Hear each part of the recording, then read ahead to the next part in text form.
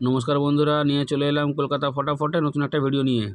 19/8/2024 1 নম্বর বাজি থেকে 4 নম্বর বাজি পর্যন্ত যে গেম তোমরা প্লে করবে তার প্রথম সংখ্যা তোমরা 0 প্লে করবে, তার প্রথম সংখ্যা তোমরা 0 প্লে করবে। গেম 100% বন্ধুরা 4 বাজির মধ্যেই পাস হয়ে যাবে।